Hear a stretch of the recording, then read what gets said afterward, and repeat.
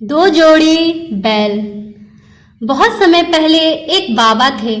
वह अपने चेले के साथ एक जंगल से गुजर रहे थे। उन्हें रामपुर गांव में जाना था। अंधेरा काफी हो चुका था।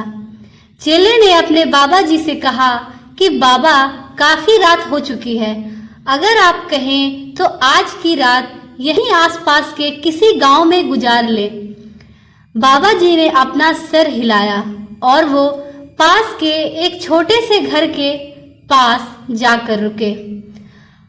बाबा जैसे ही वहां गए तो बाबा जी के चेले ने दरवाजा ठकठकाया।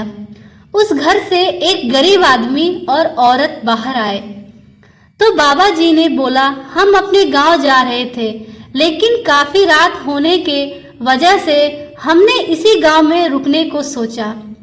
क्या हम आज रात आपके यहाँ रुक सकते हैं? गरीब आदमी बोला, हाँ, क्यों नहीं, आप दोनों अंदर आ जाइए।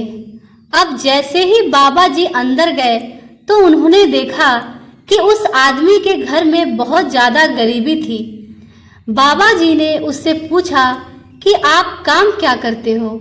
तो वह गरीब आदमी बोला कि मेरे पास बहुत सारी जमीन है। तो बाबा जी ने बोला, अगर तुम्हारे पास बहुत सारी जमीन है तो इस तरह से क्यों रह रहे हो? वह आदमी बोला, यह किसी काम की नहीं है। गांव वाले बोलते हैं कि ये बंजर जमीन है, यहाँ पर कुछ भी नहीं उगाई जा सकती है और वहाँ फसल उगाना बहुत बड़ी बेवकूफ़ी है। बाबा जी ने बोला कि तुम्हारा गुजारा कैसे होता है? तो उसने बोला कि मेरे पास एक दो जोड़ी बैल है जिससे मेरा पूरा घर चलता है। ये सुनने के बाद बाबा जी सो जाते हैं और रात में जब सब लोग सो रहे होते हैं तब बाबा जी अपने चेले को उठाते हैं और उस गरीब आदमी के बैल लेकर अपने गांव चले जाते हैं। चेला अपने बाबा जी से पूछता है कि बाबा जी, कहीं आप ये गलत तो नहीं कर रहे हैं? उस गरीब आदमी की रोजी रोटी इन्हीं बैलों की वजह से चलती है। बाबा जी अपने चेले की तरफ देखते हैं और मुस्कुराते हुए आगे बढ़ जाते हैं। उस बात को तकरीबन 20 साल गुजर जाते हैं और जो बाबा जी का चेला था वह बहुत बड़ा बाबा बन चुका था। तो एक दिन उसे उस गरीब आदमी की याद आती है कि मेरे बाबा जी ने उस आदमी के साथ अच्छा नहीं किया था। मुझे एक बार चलकर देखना चाहिए कि वह आदमी अब किस परिस्थिति में है। वहां जाने पर वह देखता है कि वहां पर एक बड़ा ही आलीशान घर बन चुका था और उस झोपड़ी के बाहर जो बंजर जमीन थी उस पर फल और फूलों के बगीचे थे। तभी उधर से उस घर का मालिक आता है।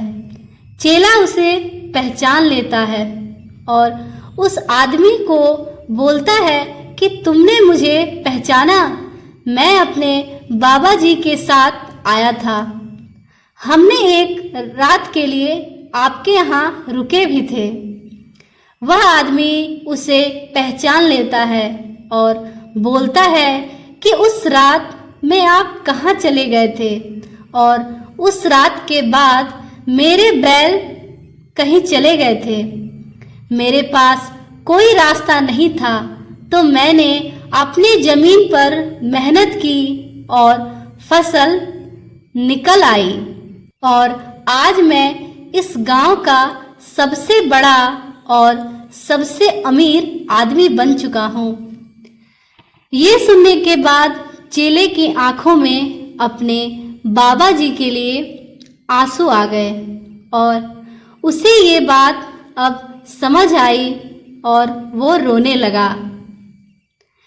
इस कहानी से हमें ये सीख मिलती है कि हमारे अंदर ऐसी बहुत सी कला छुपी हुई है, लेकिन हम कोई ना कोई चीज़ों की वजह से रुक जाते हैं। वो कुछ भी हो सकता है। देखिए, कहीं आपके पास भी तो बैल के जैसी कोई दूसरी चीज़ तो नहीं है जिसने आपको आगे बढ़ने से रोक कर रखा है। आशा करती हूँ आपको हमारी कहानी पसंद आई होगी। अगर आपको हमारी कहानी पसंद आई तो प्लीज़ हमारे चैनल को लाइक करें, शेयर करें, और अगर आप चैनल पे नए हैं तो प्लीज़ हमारे चैनल को सब्सक्राइब करें। तो मिलते हैं आपसे अपनी अगली वीडियो में। तब तक के लिए धन्यवाद। आपका दिन शुभ हो।